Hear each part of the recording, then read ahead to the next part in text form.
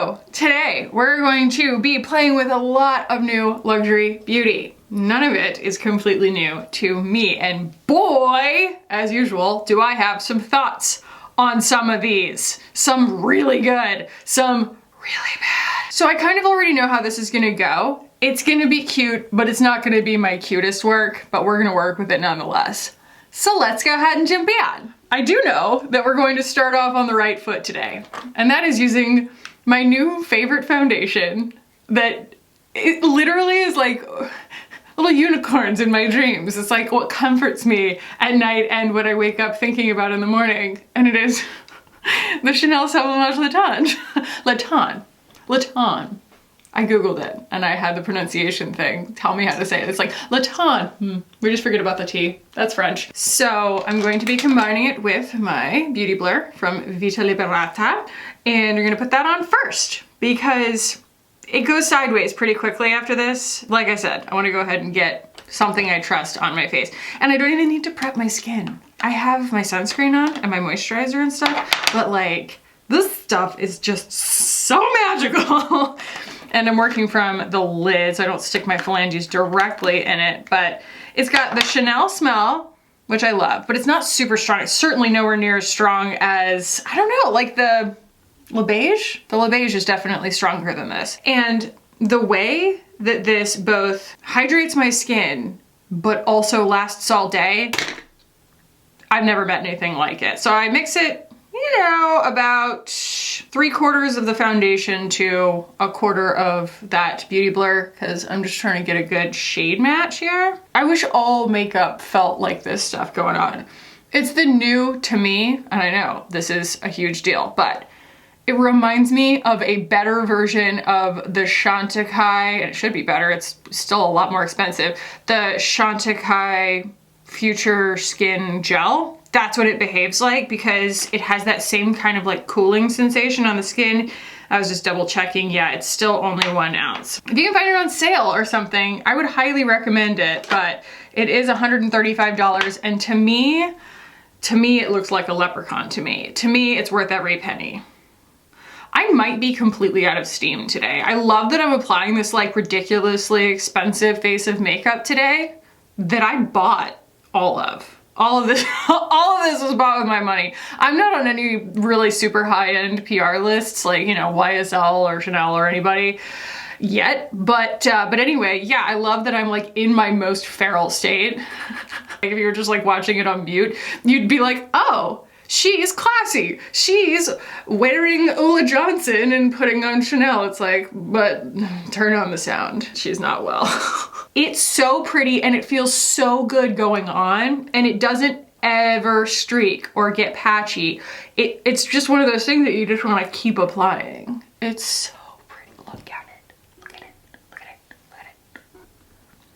I feel like this is one of those things that I thought about doing an entire review video of like a wear test of this foundation, but I realized that it's actually one of the unique situations where it's more well suited? No, just more suited to like a short, like a YouTube short, because I would just be like, hi, this is my favorite foundation I've ever used. That was it. That's the tweet. Aw, Twitter. Aw. I feel like the universe is finally serving us the comic relief that we need on behalf of the billionaires. And I know, like, maybe, you know, somebody might be watching this years from now and you don't really like know context-wise what I'm talking about. Elon Musk has just self-immolated. Self-immolated? Is that what I'm talking about? Yeah, pretty much. But, you know, he lit himself on fire. And he did so using so much of his own money and so much of his own hubris. Still has plenty of both to spare, I'm sure, but nonetheless, no one did this to him. He did this to himself. Oh my goodness. It's just high comedy. I'm building this a little bit, you know, on the areas that I need more coverage, and it just does so beautifully, and it stays so hydrated over the day that you're not going to get like this dry caking. And this is me, Our Lady of Dry Skin, talking in the middle of November, saying that I'm not going to get dry skin from this makeup. That's really saying something. Done. That's all. That's the tweet.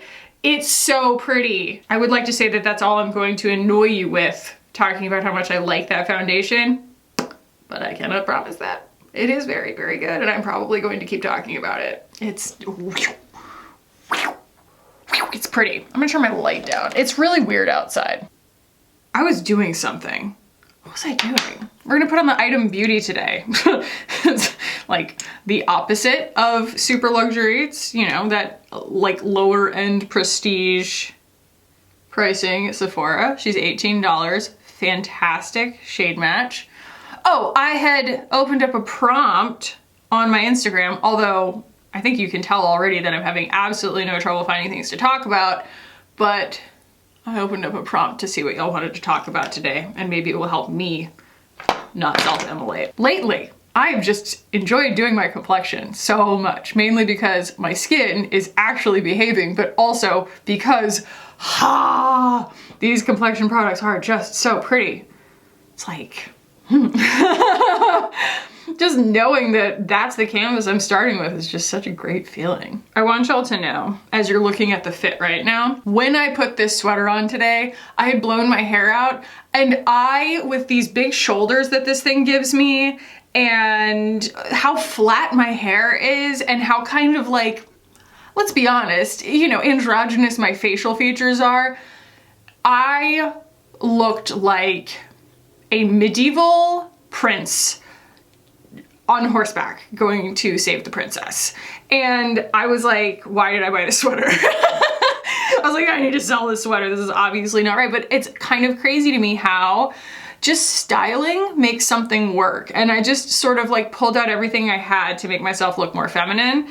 And one of those things is pulling my hair back because it shows more of like my jawline and everything. And it's a little bit more feminine. I'm gonna put on a lot of makeup to really accentuate my eyes, the jewelry, the headband. And it's interesting because it goes to that thing that we were talking about in my drag queen video where it's like, you know, everybody's born naked and the rest is drag. It truly is, because you could argue that if I were just going with my nature, I would never wear makeup.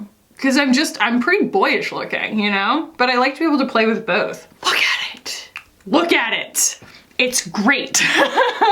And it's about to get worse because I got some new stuff and it's not very good. My phone doesn't know who I am. That's a good sign. Okay, these are already some great ones. There have been 6 submissions and I'm just gonna start with the first one. Your feelings on Black Friday as both an influencer and a consumer. There's a certain amount of cynicism that comes with being an influencer at Black Friday because, you know, obviously people are going to shop anyway. And so if you can provide some kind of gift guide that's people's last click before they check out wherever they were going to check out anyway, you are optimizing their traffic to honestly support your career. And so that's why it's cool when gift guides exist and things like that, because a lot of times, at least I hope that this is what happens, we are providing a service where you're not having to take up more of your time. I need contour. I'm gonna use the perusing something like the Nordstrom website, which can just be an absolute Tim Gunn, you know, an avalanche of just craziness. We can help demystify that and make it a lot easier, especially if you trust the person you're watching. So there's something to that, but I think it can be taken to the extreme, both from an influencer perspective. Think of like you absolutely need this Amazon thing video. Those drive me crazy. And, you know, the other extreme, which is a lot of people kind of like getting really cynical about influencers just telling you to buy things, which I feel like those two things go hand in hand, right? And so I think that just like I don't know, I could very much both take opportunities from companies and also create more like merch and things like that if I wanted to really take advantage of and exploit the rapport that I've built with my audience. Like I could say, okay, well, there are people who are going to trust whatever I say, therefore I should try and like, you know, make as much as I possibly can off of that. But then that's kind of why people trust what I say, is because I don't do that. I try to create the best output that I possibly can with the resources that I have. And I feel like that's why I have built a foundation of people who are really kind to me in the comments too, and in DMs and stuff, and who like talk to me like I'm a human being and seem to like, we have a mutual respect, is because I'm gonna be honest about stuff and I'm not gonna tell you that you need something that you don't need. I grew up not particularly well off.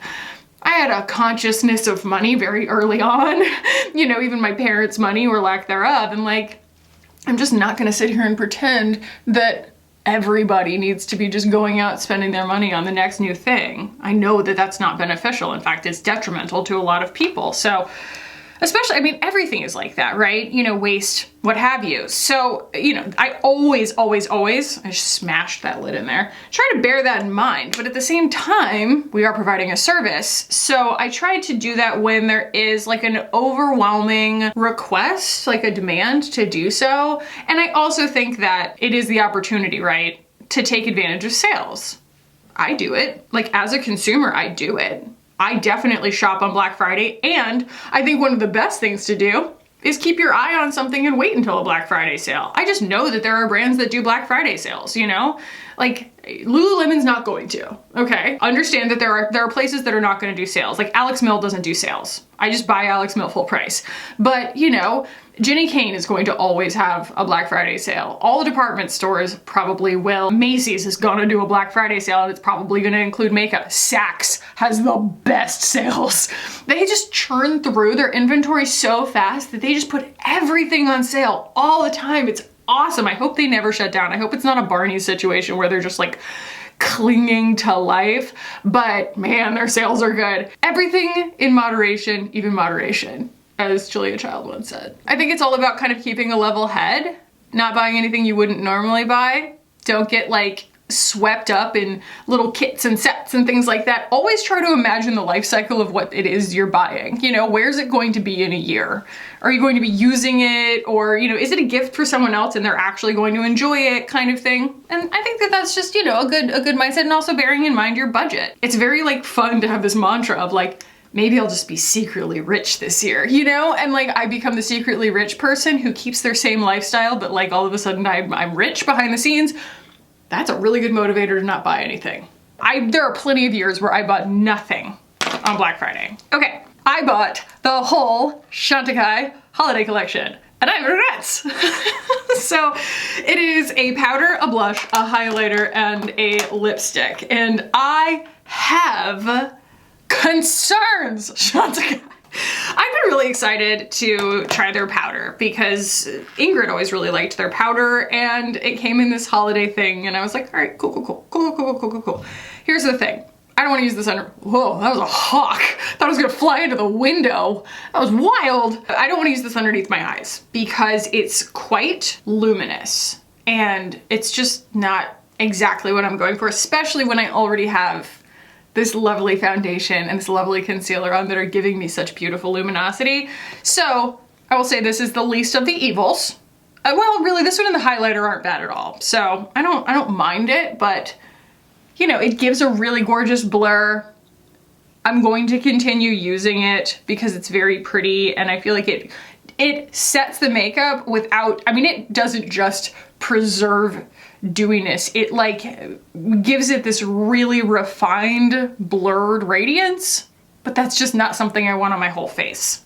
I'm not a big fan of shine everywhere, you know? And I do feel like it's more of a cosmetic than it is a functional setting powder. Do you know what I mean? Like, it's about the look of it more than it is about like lengthening the wear time or making your stuff dry down. I don't know. And then the other thing that kind of bothers me about it is because it's so finely milled, it's actually kind of hard to pick it up on the brush. And so I feel like it kind of like moves everything around, even though that Chanel foundation, I have hair stuck to my nose, I'm so sorry. Even though that Chanel foundation is not particularly like wet, it still kind of looks a little bit muddy, draggy when I do that. And I also feel like when you use, I don't know, something with this much mica in it, it like kind of makes the makeup go a little bit see-through. Do you see that? It's like I had a really nice level of coverage before, and now you can kind of see my freckles through there, and it kind of casts them in that gray hue that I hate.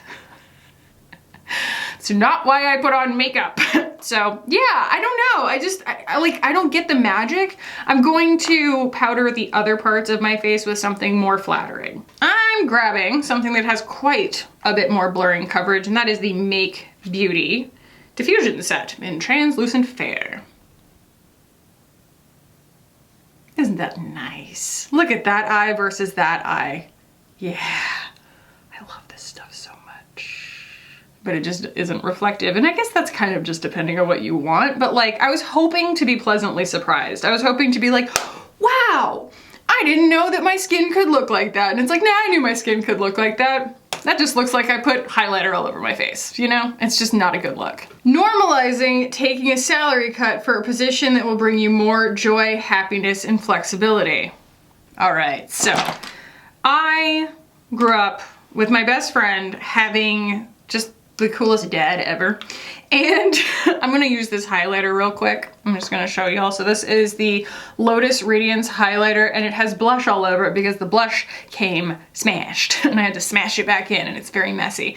But yeah, I'm gonna start with this. It's quite peachy pink, and I'm gonna put it here because if you put it too high, I don't know, it feels like it makes my face look narrower. Anyway, I remember he did a lot of really cool things career-wise. And he said, the thing that I have heard a lot of times since, but it was like, you know, do what it is that you love, and eventually someone will pay you for it. And I was like, I was born a millennial. That is some old person BS. Like, you know what I mean? I just like could not believe that if someone doesn't want to pay me what I'm worth right now, that's not a career path that's viable for me, because I have to make as much money as possible with my time in order for it to be counted as positive motion, you know, forward motion for me. And I feel like that is a sickness that has been instilled in us because we really have been like raised in fear. And a lot of us graduated, I graduated college in 2009. I mean, we were like mid-depression, like it was bad. I have for a long time, you know, tried to work my way out of that. And okay, here's the blush. It saw a sad fate, as you can see, and it's so shiny. I want to swatch it against the Summertime Bronzer version because I think they're pretty similar in terms of their actual shine. Hang on. So my answer to that in my own mind was, they're quite different actually, to always have a side hustle. I mean, ever since I was in high school, I had a side hustle. You know, it's like I was in hair school. So there is the Summertime it's called a cheek and eye shade in Ray that I love. And it works very well as like a bronzer and an eyeshadow. And then this is the blush, the seasonal. I don't know if they came out with multiple colors of this. I got this in Lotus Blossom, I think. Yeah, Blush Lumiere Lotus. And it's just not got a lot of pigment to it for the amount of shimmer to it, and you're gonna see that in a second. I don't think that I really like it as much as I am, you know, obsessed with this one. And so that way, in order to put it in perspective, I was never the kind of kid whose parents had enough money that I could take an unpaid internship. I was fortunate enough to not have student loans, because I got a scholarship that I earned, and then I also had prepaid college because my grandparents were very generous. But there was never any kind of, you know, luxury of like my parents paying for me to live once I graduated. That was just not a thing. And so I always had to have a way of making money, and then a way of making money that I wanted to make, you know? And so that's how I moved from one thing to the next. I was in high school and also got my hair school counted towards my credits so that I could do it as like a class essentially. And then I was a hairstylist all the way through college while I was getting my art degree. And then I worked as a hairstylist, and then I took an internship for Yelp when I was in Kansas City. And then that helped me build my resume towards marketing, and I was able to do a marketing job once I moved back to Austin. And then while I was doing that marketing job, I started my YouTube channel. And then once I did my YouTube channel, I was able to like spend some time painting, and I built my painting career off the back of that kind of thing. It's just like, I've always had to do that. And so it's not always gonna be an either or thing, but there does come a time where you gotta pull the plug. I was working 7 days a week, and then I had a baby. And there was this just kind of non-negotiability in my mind of like, I have to prioritize my mental health. And that became the moment where I was like, I need to make some adjustments and learn to live more modestly in the short term, because I need to conserve as much of my energy as I can. And it was getting to the point where I hated the clients that I was working with in my marketing position, even though it was only a few hours a week. I had the best clients, but it was like I resented the position because it put such a structured demand on my time that even though they paid me really well and they were really kind to me and they were always really flexible for me, like there's just hormones do something strange to your brain where you just feel disenfranchised about anything that takes you away from your baby. It's just the way that it is. And I was just like, okay, you know, I have to make a decision here. And he did end up going into daycare at 5 months, which we were really grateful to find a daycare that just made us feel so comfortable. And he's still there and he's got, you know, great friendships and everything. But it was only once I was able to put him in daycare. So like, God, y'all, I took 3 weeks off, barely, with my kid. And then I got back to work. It was hard. And then I, you know, put him in daycare at 5 months, and those in between months were so hard for me, because I was losing ground, and I could feel myself losing ground on this thing that I had built. I was going to have to come in kind of feeling like I was behind on the one thing that I really felt like I had worked for. It was just, I don't know, it lit a fire under my butt even more to optimize the time that I did have to work. And you just kind of reestablish a new normal and you keep moving. And it's turned out to be really fantastic for me. I feel like I have a very healthy work-life balance, because if I want to work more, I can work more. If I want to take more opportunities, I can take more opportunities. If I want to make more content, I can make more content. And so the whole idea of it being something where you're taking a job that pays you less, I feel like if it's something that you love, you're going to be excellent at it, even if you're not excellent at it right now. And so that is so short term. If it's something that you know is going to make you happy, and you can sustain and like make life adjustments to sustain the pay cut's going to be temporary. You know, unless you're moving from being, you never know. I was gonna say unless you're moving from being like a doctor to being, you know, a professional knitter. But like, who knows, man? Who knows? You might find doctor money in professional knitting. Who knows? I don't know. I'm not going to limit you. So, while that's not the worst thing in the world, it's so shiny. It's so shiny and like pores, pores, pores. It's really accentuating texture, and it's giving me not much actual payoff. And the fact that all the stuff that Chantecaille put out for holiday is either shiny or glittery, and we're gonna get to that in a second. But I want to play on my eyes here, and I have a new thingy that I showed y'all. I'm not sure when the videos are gonna come out order-wise, but if it hasn't come out yet, allow me to introduce you to my new friend. This is the Sequin Crush from YSL, and I'm not really sure, they just numbered it. It's 06, but it's this lovely pigmented shadow that's kind of this really pretty apricot, you know, peachy color. And what's hilarious about it is that even though that's the shade on the skin, and this is the shade in the pan, it's like, this feels familiar. Like, these don't look at all alike. This is the Hourglass Scattered Light and Ray. They don't look at all alike in the pan. They don't even look alike on my finger. And yet, when you spread them out, they look quite similar. I mean, sure, Ray is still browner, but they both have the kind of warmth on my skin, and then the base note of a color, and then pretty much the same color glitter. But the YSL is more of like a sequin, as they call it, so it's larger glitter, and then Ray is gonna be more scattered, as it were.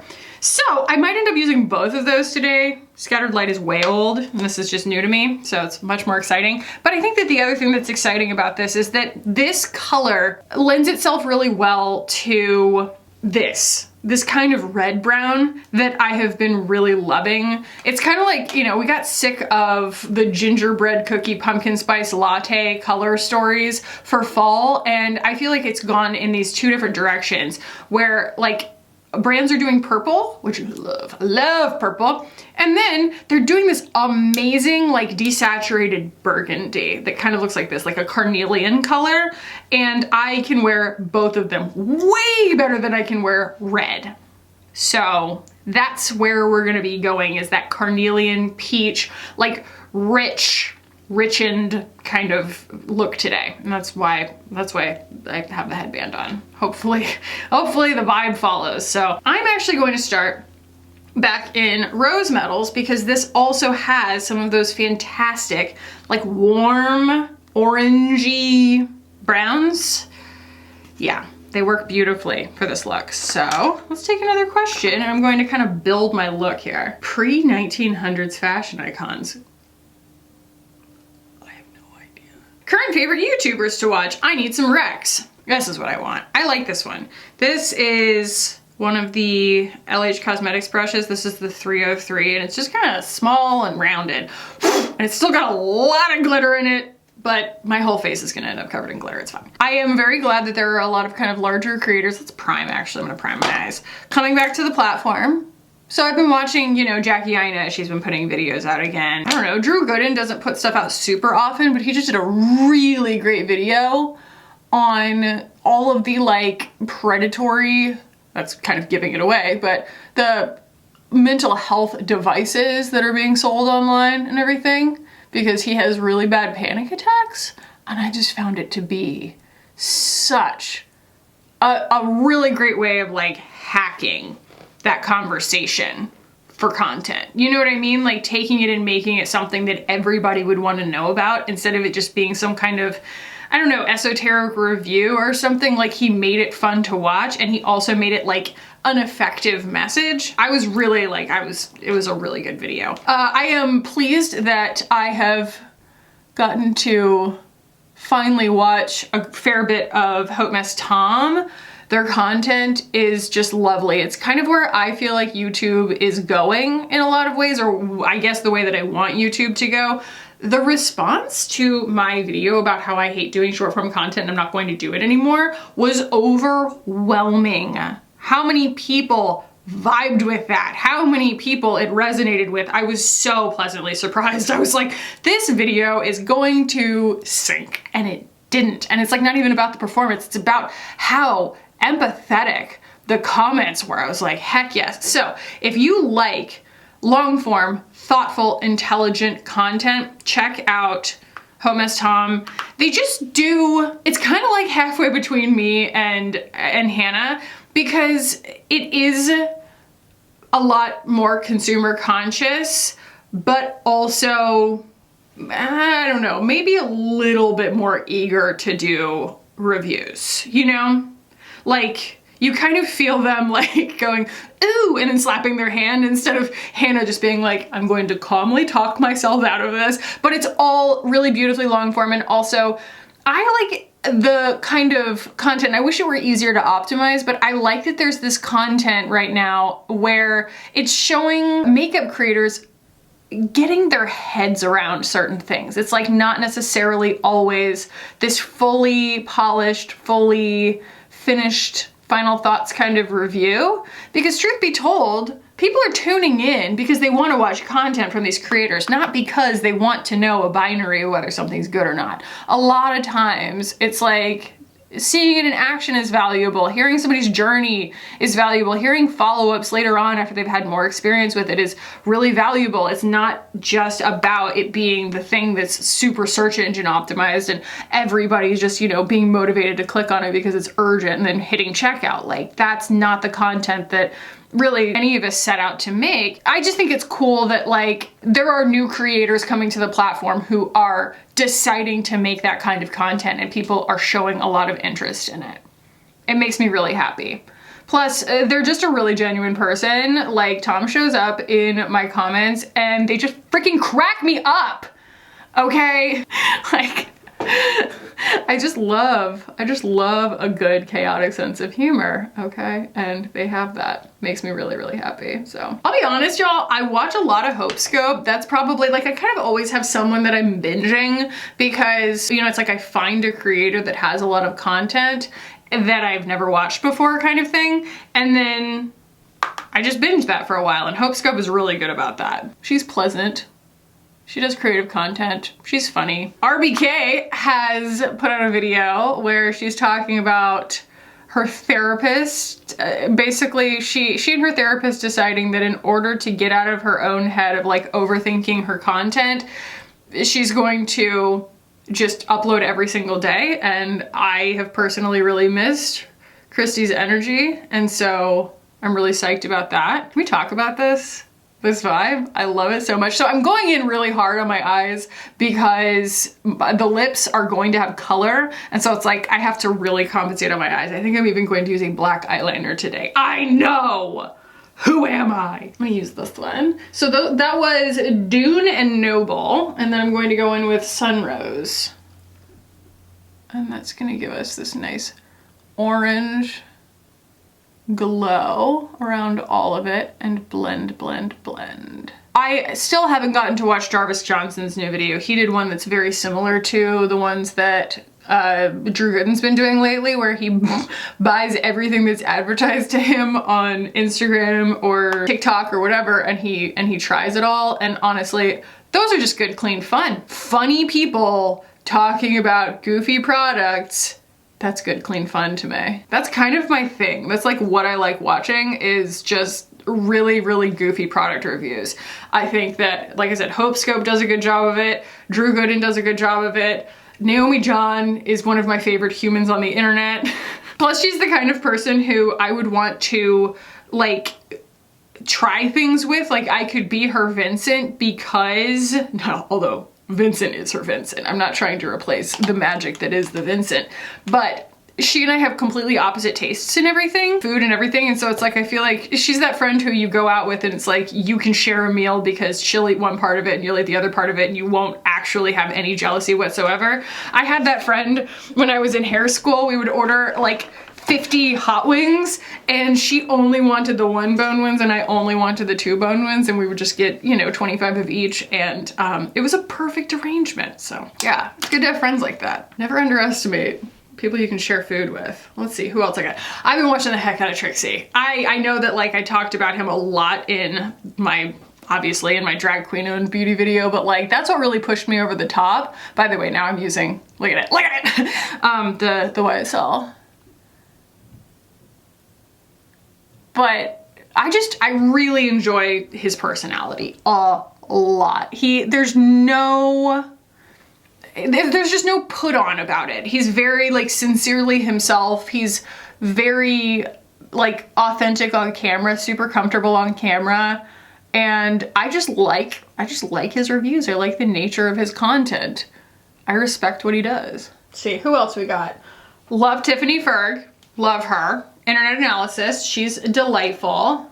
I love Carrie Dayton. I know I've told y'all that a million times, but I love Carrie Dayton. She's one of my favorite Capricorns. I watch every single video that Brad Mondo puts out because deep down in my heart, I wish that I had invented his series, Hairdresser Reacts, but I wouldn't have been as funny as he is. So I love his videos a lot. I'm putting this underneath my eyes. This is gonna get a little chaotic, I know, shocking to absolutely no one. At least it's, you know, it's called branding, Alan, but I really enjoy the way that this starts just kind of getting everywhere. Like the glitter just gets everywhere, and I feel like you kind of have to embrace it because it's going to. It just is. When you pick it up on a brush. If you just do it on your finger, it's not gonna get everywhere, but like I kind of want it everywhere. All right, what do we want to do? I'm gonna use Element right here. And it's quite a strong shade, but oh my goodness, it's beautiful. I'm gonna paint that out here, create kind of a false crease. I am kind of all in on this like blurry, messy, multiple texture eye look, you know? I don't want to spread wet look glitter all over my eyeball. I do feel like it ruins my work, especially all the work that I do to try and create the illusion. I'm sticking Noble back in there, by the way, because it's matte and I need it. I need the matte of it all.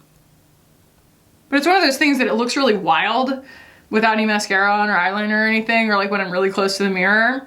But then once I get it all done, it looks fire, so, you know. Yeah, it's a little messy. It's a little messy at the moment. It's not properly blended, but I'm just trying to get my placement down, and then I'll take something and just sort of blur it all together. I'm gonna take a little bit of Dune, which is like that red brown, and I'm gonna stick that right here. I feel like that adds this kind of like slightly sick vibe that makes it look a little more punk rock instead of just so pretty. God, y'all, I have Kelly Corgay stuck in my head and it's crazy. Maybe it's this, maybe it's not something small, maybe it's something big.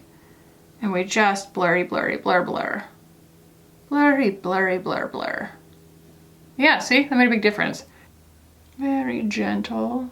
I'm gonna wipe the brush off, kind of get in here, just blur all my edges. Alrighty, so brows, eyeliner, mascara. I'm going to use the black Persona eyeliner on top. I'm going to use the bronze Persona eyeliner on my waterline, and we're going to take a headband break while I do that.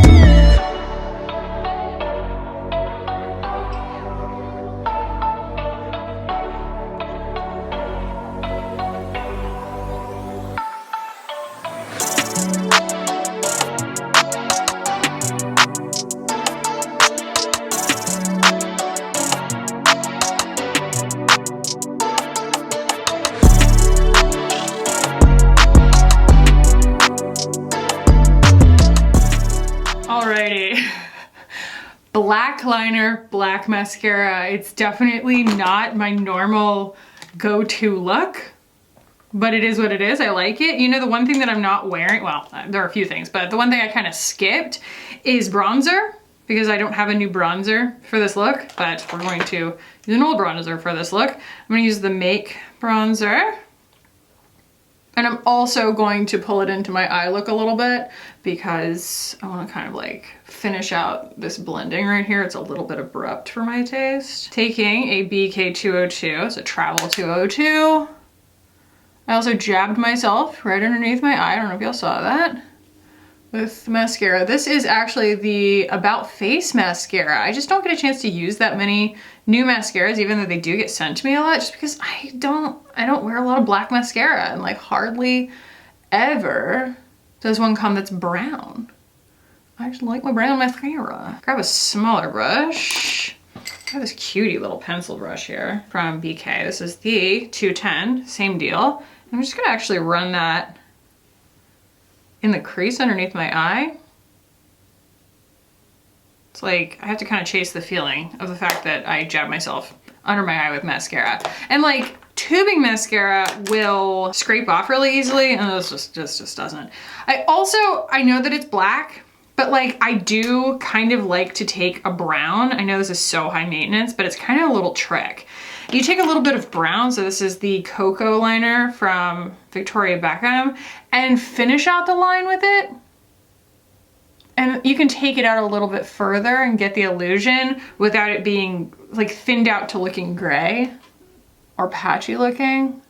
It's kind of like how Alexandra Anele just did that video all about how to do like a really strong, completely matte black smoky eye without looking like a panda. And her main trick was to like blend the edges with a small brush with your bronzer, because it's gonna have that really like nice in-between color between black and your skin that isn't going to blend out to like gray or muddy, you know? So same philosophy, same idea. I'm gonna take a little bit of this Beauty Pie clear brow gel. Any clear brow gel will do. And now we're going to talk about lips, but I also want to talk blush after that because I haven't quite decided where I want to go yet. I know that this isn't enough. So here's the thing. The holiday collection from Chantecaille had one lipstick in it, and it is this crystal lipstick in the shade Pink Opal. And it is one of the most beautiful things I've ever laid eyes on. Can you see that properly?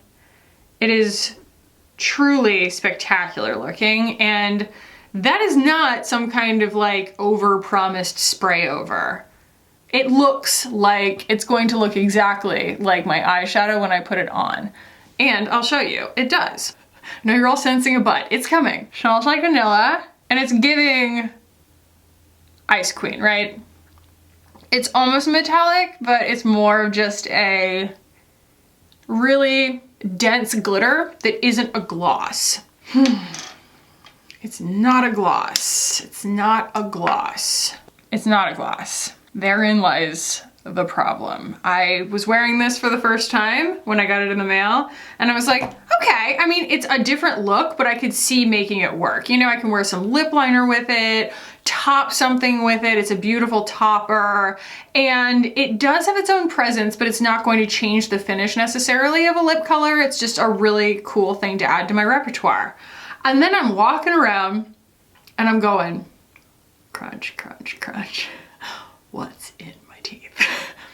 You know that feeling of lettuce that hasn't been washed enough that makes your soul want to leave your body by way of your spine because you have grit in your teeth? Yep, that's what this does. The glitter gets in your teeth pretty much immediately and just goes crunch, crunch, crunch the whole time you're wearing it. Come on, Chantecaille. Come on, Chantecaille. Are we really working on this short of a time span that you couldn't have worn it first before you released it to know that the glitter, I can already feel it, crunches in your teeth? That is such a hard pass for me. Mm-mm.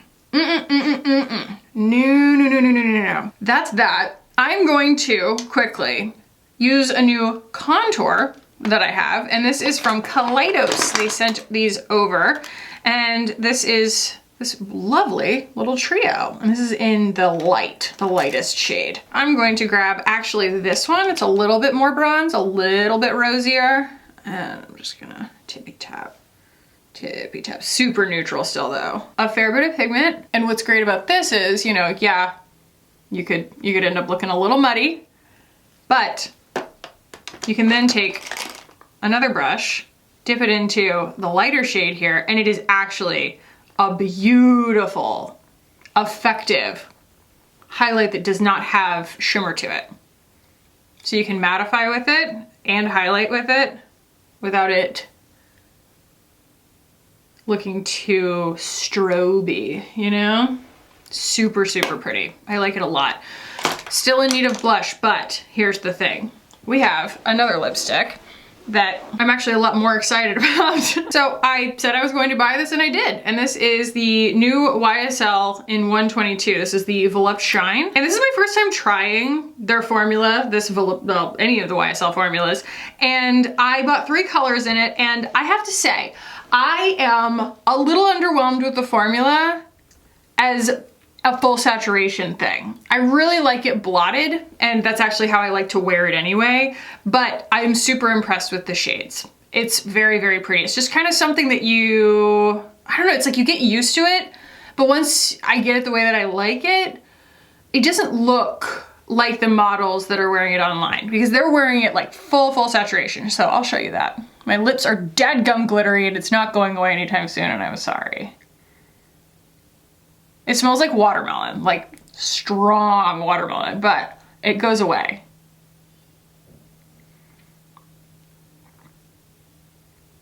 It is the softest, most like emollient, almost like slick liquid lip balm kind of feeling. The wear time's not particularly long. It's a really interesting take on a lipstick. It's kind of an anti-lipstick. And at full saturation, not only is it beautiful, but I love the color. However, it's so slippery, it does kind of want to run away. And so I find that actually the much easier way for me to wear this, and actually the way that I like looking at it more, like I said, is blotted. I think it's beautiful blotted. It's super comfortable blotted, and I feel like it doesn't take away from the rest of my face, my eye look and everything else. So I need to strategize here. I want a little bit of inner corner highlight. I'm gonna use the Chantecaille for lack of anything else, because I do want to get some use out of it, but it's not exactly the most blinding highlight. It's not really what you would expect. You wouldn't expect a blinding highlight from Chantecaille. Actually, that's really nice. That's really, really nice on a pencil brush. I like that color. And it's nice and smoothing. That's one thing that Chantecaille always is very, very blurring. And just finessing the details like that, bringing the light back out and bringing the depth back out, or like, I guess, putting the depth back in, is what makes a look go from very nice looking to very, very polished and finished, you know? Is like those little touches. Yeah, I want to do a little bit of blush, and the way I think to go about that is actually this. So it's this color, this carnelian color, does actually, if you were to like turn down the, I don't know, the intensity of it, it goes to peach more than it goes to like red or pink. It's gonna go to peach. And so I feel like that's really like the native shade that I need to bring back to my cheeks right now in order for it to look more at home. See?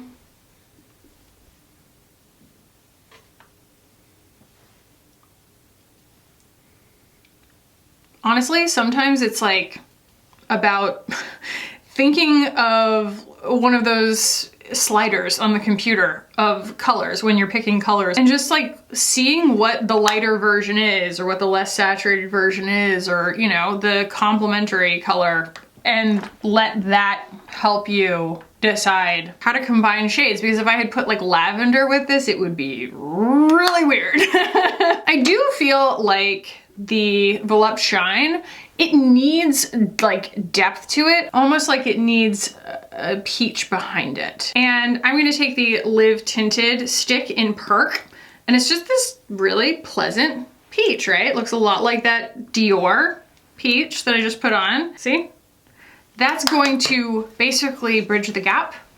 Color theory, it's going to like fill the color so that I can wear that red a little bit easier without the contrast of my natural lip color being so distracting and being so gentle. And that in and of itself is not a shade that is like particularly flattering on me, right? Like I can get away with it, but it's not my first choice. Actually, it's kind of awesome.